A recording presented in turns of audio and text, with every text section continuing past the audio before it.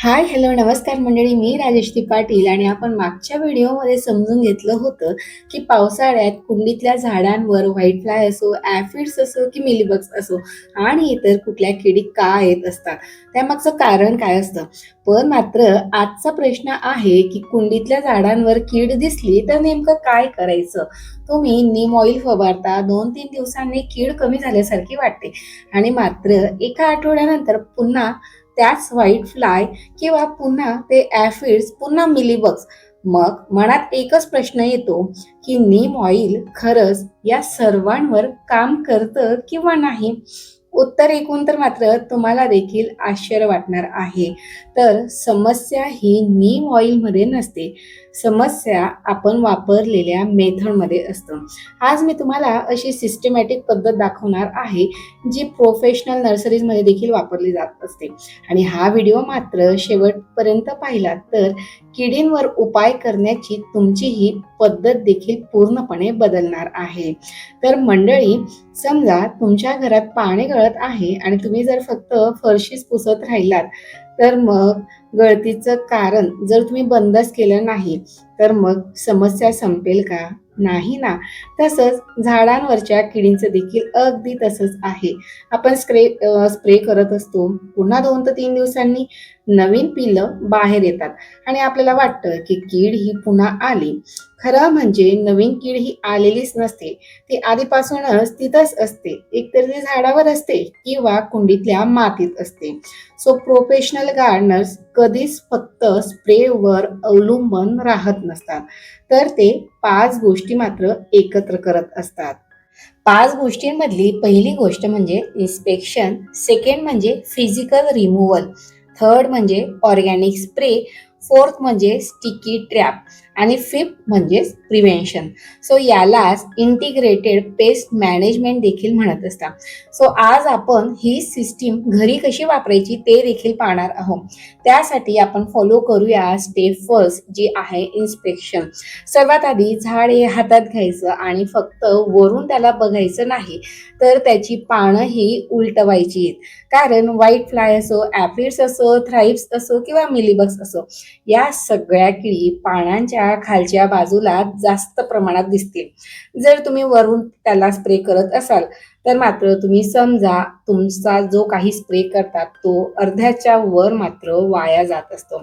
So अशा प्रकारे गुलाब असो, तुळस असो, जास्वंद असो, तुमच्याकडे जेवढेही झाडं असतील, प्रत्येक झाडाची पानं ही आपल्याला उलटवून पाहिजे आहे. त्याच वेळेस मात्र आपल्याला लक्षात येतं, की आपल्या झाडांवर एका प्रकारची नाही तर 2 प्रकारची नाही तर किती प्रकारची कीड ही वेगवेगळी आलेली आहे. काही ब्राउन, ज्या झाडांच्या पानांच्या कडा झालेल्या दिसत असतात नेहमी, तर त्यावर देखील रेड माइटचा अटॅक झालेला असतो. सो असं बघायला गेले तर तुमच्याकडे भरपूर अशा गोष्टी तुमच्या हातात देखील येणार आहे. सो या ठिकाणी आपली स्टेप फर्स्ट झाल्यानंतर सेकंड स्टेप असते, ती म्हणजे फिजिकल रिमूव्हल. आता सेकंड स्टेप जी आहे फिजिकल रिमूव्हल, ही स्टेप मात्र खूप कमी लोक करत असतात. पण ही स्टेप मात्र सर्वात प्रभावी आहे. ज्या पानांवर खूप जास्त कीड आहे, ती पानं आपण कापून टाकायची.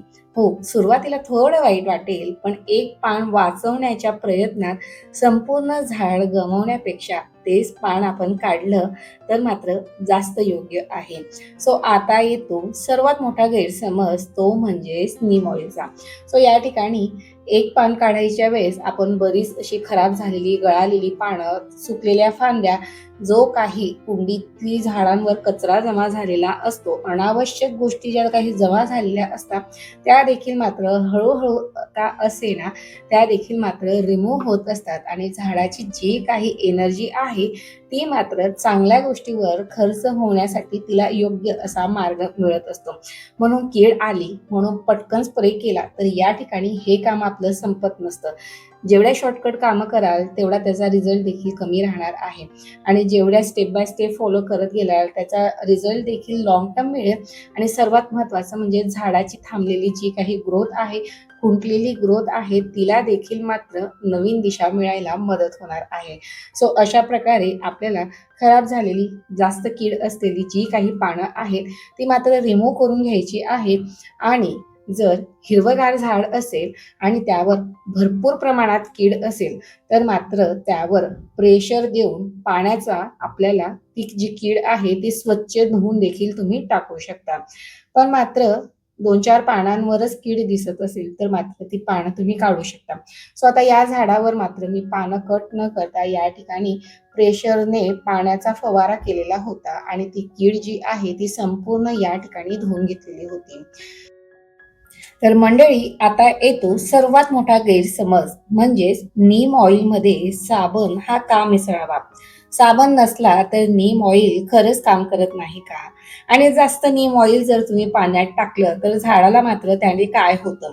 जर नीम ऑइल एवढंच प्रभावी असतं तर मात्र मोठमोठ्या नर्सरीमध्ये देखील 3 ते 4 दिवसांनी पुन्हा पुन्हा स्प्रे का करत असतात बरं ते लोक? एकदा स्प्रे करून त्यांचं देखील काम का होत नाही? सो या सर्व गोष्टींची उत्तरं आहेत की नीम ऑइल ही किडींची अंडी मारत नाही. हेच तर मात्र आपल्या 90% लोकांना माहीत नसतं. नीम ऑइल म्हणजे कॉन्टॅक्ट स्प्रे.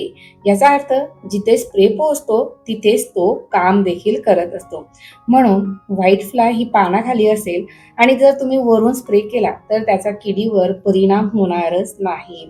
आणि मिलीबग्स तर एवढी घट्ट चिपकून बसलेली असतात तर त्यांना प्रेशरने फवारा देऊन किंवा फिजिकली तुम्ही एखाद्या टोकदार वस्तूने किंवा जुन्या ब्रशच्या सहाय्याने काढली तरच मात्र ती निघत असतात. सो तुम्ही वरूनच स्प्रे केला तर त्या किडीवर त्याचा परिणाम मात्र होणारच नाही. Spray the insect not the plant, म्हणजेच संपूर्ण झाड भिजवण्यापेक्षा जिथं कीड आहे तिथं स्प्रे पोहोचणं हे महत्वाचं असतं. म्हणूनच मी तुम्हाला मगाशी म्हटली की ज्या पानांवर जास्त क्वांटिटीमध्ये कीड असेल तर त्या ठिकाणी तुम्ही पाण्याचा प्रेशर करू शकता किंवा पाण्याचा फवाऱ्याने ती कीड आधी धुवून काढा, त्यानंतरच मात्र नीम ऑइल स्प्रे करा.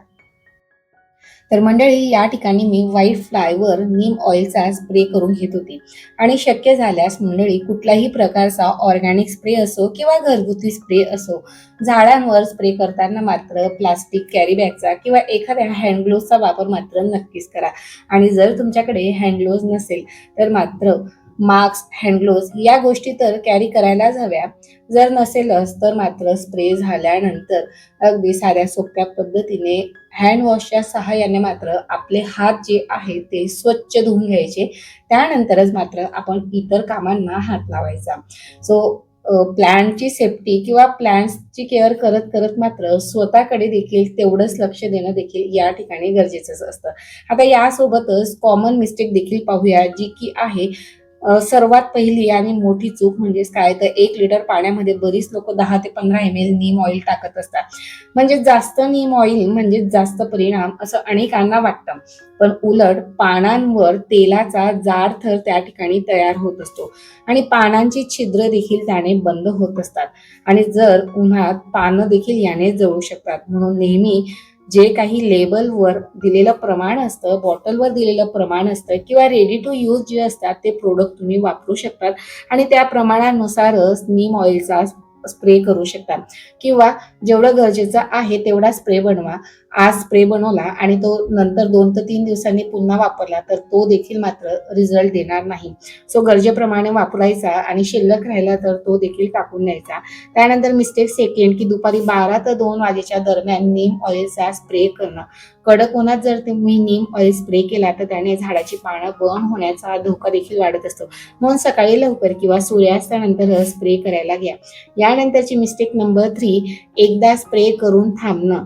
लक्षात ठेवा, आज अंडी आहेत, उद्या त्यातून नवी पिल्लू देखील बाहेर येतील. म्हणून गरजेनुसार 5 ते 7 दिवसांनी पुन्हा झाडाची तपासणी करायची आणि आवश्यक असल्यास झाडावर पुन्हा स्प्रे देखील करून घ्यायचा. आता नीम ऑइल नंतर वळूया येलो स्टिकी ट्रॅपकडे. आता या छोट्याशा पिवळ्या कार्डकडे पहा. अनेकांना वाटतं की हे एखादं डेकोरेशन आहे, पण यामागे देखील सायन्स आहे. व्हाईट फ्लाय असो, फंगस असो, gnats असो और लीफ मिनर्स असो, अशा काही उडणाऱ्या किडींना पिवळा रंग मात्र खूप आकर्षित करत असतो. त्या या ट्रॅपवर बसतात आणि चिकटून राहत असतात. यामुळे अडल्ट कीड देखील मात्र कमी होत असते आणि नवीन अंडी घालण्याचं प्रमाण देखील कमी होत असतं. असतं. येलो स्टिक ट्रॅप म्हणजे कीड मारणारं औषध नाही, पण ते उडणाऱ्या किडींची संख्या देखील कमी करत असतं आणि आपल्या झाडांवर कोणती कीड आहे हे देखील मात्र आपल्या लवकर लक्षात आणून देत असतं. बऱ्याच पूर्वीच्या काळात देखील ज्यावेळेस पावसाच्या काळात म्हणजे जेव्हा पाऊस सुरू व्हायचा त्यावेळेस भरपूर अशी किडे यायची, तर अशा वेळेस लाईट असो, फॅनच्या आजूबाजूला तेलामध्ये पेपर डीप करून असा बांधला जायचा, जेणेकरून ती कीड त्या ठिकाणी स्टिक होईल. सो तो जो काही ट्रॅप आहे तो आपण आपल्या कुंडीतील झाडांवर वापरू शकतो. आणि जर तुम्ही येलो कलरचं कार्डशीट पेपर असो किंवा कुठलाही पेपर वापरला, त्यावर तुम्ही ऑइल लावू शकता किंवा व्हॅसलिन वगैरे वापरू शकता. पेट्रोलियम जेलीचा वापर केला तर त्या ठिकाणी ते स्टिक होत असतात आणि नेमकी कुठली कीड आहे हे देखील मात्र त्याने लक्षात येत असतं. शिवाय वारा आला की त्यासोबत हा पेपर देखील हलत असतो, तर याने कीड उडायला देखील मदत होत असते. सो अशा प्रकारचं स्टिकी ट्रॅपचा वापर देखील तुम्ही झाडावरची कीड कमी करण्यासाठी मात्र नक्कीच उपयोगी ठरू शकते. यानंतरचं मंडळी मिलीबग, जो अगदी मनी प्लांटवर देखील नेहमी येत असतो आणि आता पुढे पावसाळ्यानंतर हिवाळा तर येणारच आहे. सो हिवाळ्यामध्ये मिलीबगचं प्रमाण हे जास्वंदी आणि मनी प्लांटवर सर्वात जास्त प्रमाणात पाहायला मिळत असतं. सो मंडळी, मी तुम्हाला एक प्रश्न विचारते, जर तुमच्या झाडावर मिलीबग हा वारंवार येत असेल तर त्यामध्ये फक्त मिलीबग नाही तर त्यामागे मुंग्या देखील जबाबदार असतात. हो, हे ऐकून तुम्हाला थोडं नवल वाटेल, पण हे मात्र अगदी खरं आहे. मिलीबग झाडांचा रस शोषतात आणि त्यातून मात्र एक गोड असा चिकट लिक्विड ते बाहेर टाकत असतात. त्यालाच हनीड्यू असं म्हणत असतात. आणि हा जो काही हनीड्यू आहे तो मुंग्यांना मात्र खूप आवडतो. म्हणून मुंग्या मिलीबग्सला संरक्षण देतात किंवा त्यांना कव्हर करत असतात. काही वेळा तर ह्या मुंग्या मिलीबग्सला एका झाडावरून दुसऱ्या झाडावर देखील घेऊन जात असतात.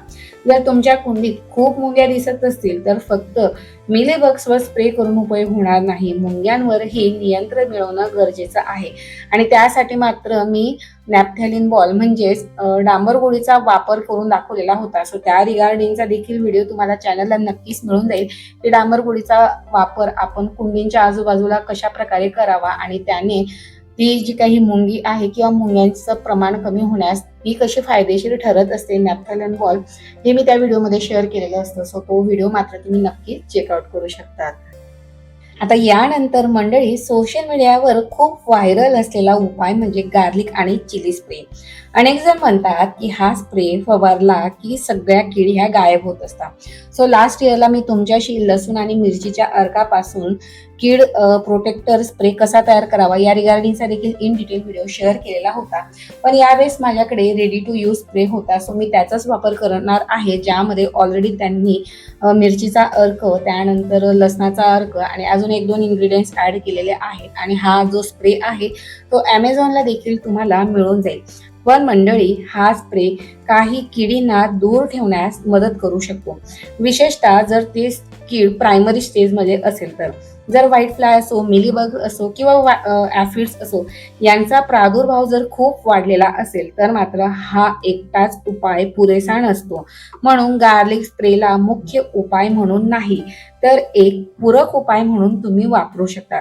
आणि कोणताही घरगुती स्प्रे संपूर्ण झाडावर फवारण्याआधी नेहमी 2 ते 3 पानांवर टेस्ट करा. 24 तासांनी पान जर तुम्हाला ठीक दिसलं तर संपूर्ण झाडावर तो स्प्रे वापरा. ही छोटीशी सवय मात्र झाडांचं नुकसान होण्यापासून वाचवत असते. तर मंडळी, आजच्या व्हिडिओमधून एक गोष्ट नक्की लक्षात ठेवा की एकही असा स्प्रे नाही जो प्रत्येक किडीवर कायमचा उपाय ठरेल.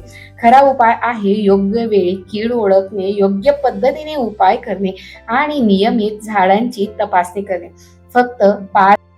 फक्त 5 मिनिटं आठवड्यातून एकदा झाडांकडे लक्ष दिलं ना तर मोठ्या किडींचा प्रादुर्भाव देखील टाळता येत असतो. आणि हा व्हिडिओ तुमच्या एखाद्या गार्डनिंग फ्रेंड सोबत मात्र नक्कीच त्यांना उपयोगी पडणारा असेल तर त्यांच्यापर्यंत मात्र नक्की शेअर करा. अशा सायंटिफिक, सिंपल आणि ट्रस्टेबल गार्डनिंग इन्फॉर्मेशनसाठी मात्र चॅनलला सबस्क्राईब करून ठेवा आणि व्हिडिओला मात्र भरभरून लाईक करा. सो मंडळी, मी राजश्री, भेटूया पुन्हा पुढच्या व्हिडिओमध्ये. तोपर्यंत मात्र तुमची आणि तुमच्या झाडांची देखील काळजी घ्या. तोपर्यंत मात्र व्हिडिओला लाईक करून चॅनलला देखील सबस्क्राईब करून ठेवा. So take care and bye friend. Happy gardening.